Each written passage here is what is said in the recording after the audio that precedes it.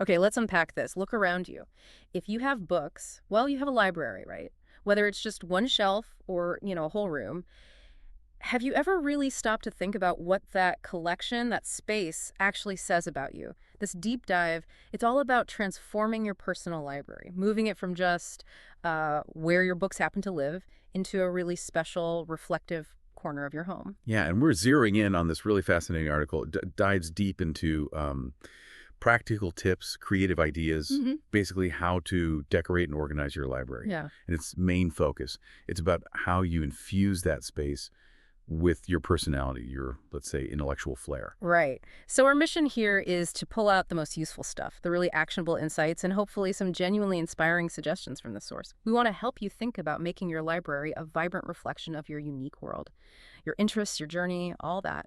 Exactly. And it's more than just, making the shelves look pretty. Shaping this space, being intentional about it, that's crucial because it helps create a certain atmosphere. Maybe it's philosophical, kind of introspective, or maybe more artistic and expressive, or even scientific, curious. And that atmosphere, it doesn't just look good.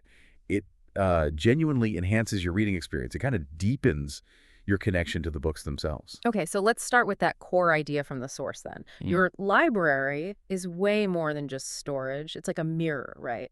A physical mirror of your inner world, your personal universe of thoughts and interests. Precisely. The article makes it really clear that the first step before you even think about shelves or paint is you. It's about thinking through your reading habits, what you're curious about intellectually, your artistic tastes. That's the real starting point for any design choices that actually mean something. All right, let's ground this a bit. Let's get practical. Before we jump into decorating, how does the source suggest we get organized? What are the best practice tips here? Okay, yeah. It lays out a few main methods. First one is probably the one most people think of, category-based organization. So sorting books into logical sections, literature here, history there, science, philosophy, art, whatever fits your collection. The big plus here is, well, it's functional. Easy access, you know exactly where to look. And the source also smartly suggests putting your most read books, the ones you grab often, right, where you can easily reach them within their category. Makes sense. Functionality first. But what about making it look good just through the organization itself? Ah, right. That brings us to the next one. Color-coded arrangement. This is exactly what it sounds like. You arrange your books based on the color of their covers. The article points out this works particularly well if you're going for, say, a minimalist look, or maybe modern. It creates this really striking visual harmony on the shelves. It definitely makes a visual statement, though I guess finding a specific book might be tricky if you don't remember the cover color. Yeah, that's the trade-off. Does the source mention that, or is it purely about the look? It presents it mainly as an aesthetic choice, yeah. Yeah. Suited for a specific visual goal. Maybe not ideal for like a heavy research library. It really highlights the look. It achieves that kind of harmonious, almost sculptural effect. Got it. So form over function in that case. What other organizing tricks did it? Okay, there's a more dynamic approach. Vertical and horizontal display.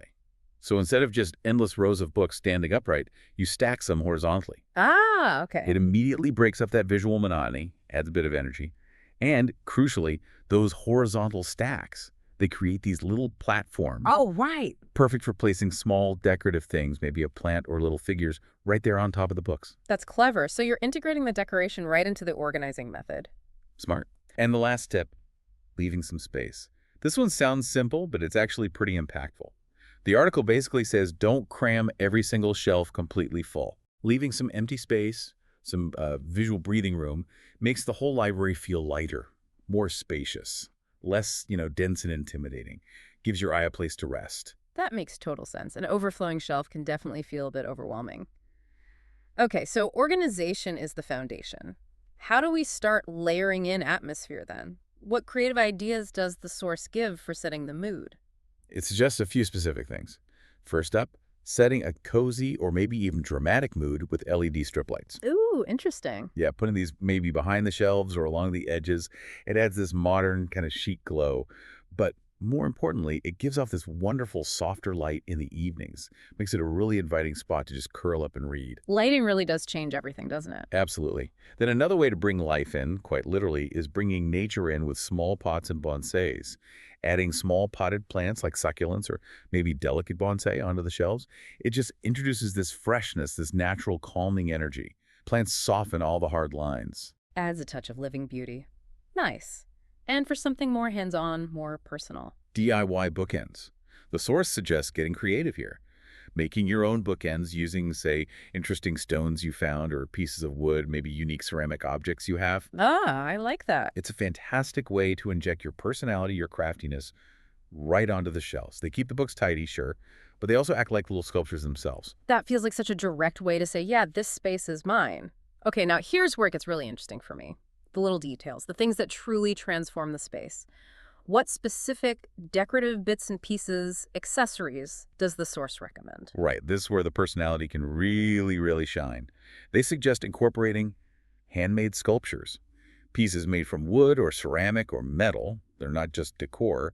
They add this artistic and intellectual kind of weight. Gives a sophisticated flair to your library. Sophistication. Yeah, I get that. What else? A really key suggestion is using custom-designed figures. So these are figures that specifically represent philosophers, artists, scientists, maybe literary characters, people who are significant to you. Okay. Placing a little figure of, say, Nietzsche or Marx or Freud or maybe Frida Kahlo or Van Gogh, it instantly gives your library an intellectual or artistic identity. They're like visual cues about the kind of thinking, the creativity that fills this space. That's powerful. It communicates your passions without you even saying a word. Precisely. Bookends get another mention here, but the focus shifts slightly. Choosing artistic or thematic ones, different from the DIY idea. Maybe vintage style or minimalist or bohemian. Yeah. They don't just hold up books. They act as significant decorative elements that tie into the whole style you're aiming for. So they're like functional sculpture. Exactly that. Then there are just general shelf ornaments, smaller decorative things, glass spheres, maybe ceramic figures, tiny sculptures, unique design items. Scattered thoughtfully among the books, they just catch your eye, add warmth, visual interest. Those little unexpected treasures you kind of discover as your eye moves along the shelves. Yes. And finally, for anyone who loves history or classic styles, there are nostalgic objects, an old typewriter, maybe a magnifying glass, an antique compass, other vintage-looking items. They can evoke a sort of bygone era, add layers of story and character. The source calls these details that enrich the library's soul. Yeah. And, the article also gives a really smart tip about creating thematic arrangements using these decorative bits. Oh, like connecting the objects directly to the books around them? How does that work? Yeah, basically you create these little mini scenes, these vignettes, on specific shelves or in certain sections. So for example, on a science shelf, you could place a figure of Albert Einstein next to, say, a small telescope model or maybe an atom model. That's brilliant. It's like building a tiny curated exhibit right there in your library. Exactly. Or for an art shelf, maybe a figure of Frida Kahlo or Salvador Dali beside a little palette or a brush decoration. It gives that whole section a more meaningful, cohesive feel. Creates a visually stronger composition, too, explicitly linking the ideas in the books to the objects around them. I absolutely love that idea. These little mini narratives playing out on the shelves. Now, the source seems to put a particular emphasis on handmade figures. Why single those out? Yeah, it does. There are a few key reasons highlighted. Firstly, personalization. Choosing figures of your favorite artists, thinkers, literary heroes, especially if they're custom-made or original pieces by independent artists, it adds this deep personal significance that, mass-produced stuff just can't match. So it's not just decoration. It's more like a personal statement about who inspires you. Absolutely. The source also calls these artistic figurines silent storytellers, which I think is a great phrase. Each handmade piece carries the unique touch, the vision of the person who made it. They give off a sophisticated vibe, signal an aesthetic and intellectual stance.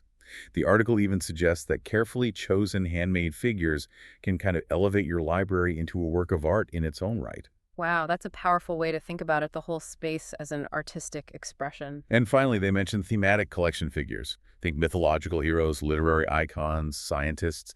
These add this really rich intellectual tapestry to your shelves. They're seen as more than just decoration. They're like silent witnesses to cultural and intellectual heritage. They sort of transform the library into a bridge, inviting visitors into a conversation about your intellectual world. That really does elevate their role, doesn't it? From just objects to meaningful symbols. So boiling it down, what's the core takeaway from the source about why choosing handmade or unique figures is so important compared to just generic decor? Well, the source is pretty clear on this. Handmade pieces are unique. They're distinct from mass production. Choosing them often supports independent artists, which is great. And they bring genuine individual character to your space. Each piece tells a story, right? And can be a fantastic conversation starter. Ultimately, they're presented as these tangible reflections of artistic expression, cultural heritage. They add layers of meaning that go way beyond just looking nice. Now, after all these exciting ideas for decorating, the source does add one really crucial reminder. Balance is key. Ah, good point. It really stresses that while accessories add character, using too many can just make your library look cluttered. It can actually detract from the books themselves. So a thoughtful approach, maybe even leaning minimalist with just a few carefully chosen pieces, is often much more effective. That's critical, isn't it? The goal is to enhance, not overwhelm the books. So, what does this all really mean for your library? I think it means it has this incredible potential to be so much more than just storage.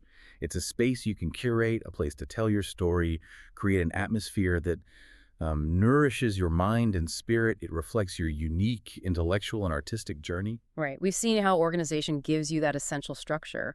And then the decoration adds the personality, the atmosphere, using everything from clever lighting and plants to really meaningful objects, and especially those unique figures that resonate with your specific interests. And the really beautiful takeaway from the source, I think, is that decorating your library is completely up to your imagination, your personal style. Even quite small, thoughtful touches can make a huge difference in transforming that space. Yeah, the ultimate aim, as the article puts it, is to turn your library into a decorative element within your home that's both really functional and visually captivating, a true living reflection of you. And the source leaves us, and you, the listener, with a question to carry forward, something to ponder as you look at your own shelves. So how do you decorate your library? Do you find yourself drawn towards creating a space that speaks of, say, philosophical depth or maybe an artistic sensibility? Or perhaps that scientific curiosity? It's definitely something to think about.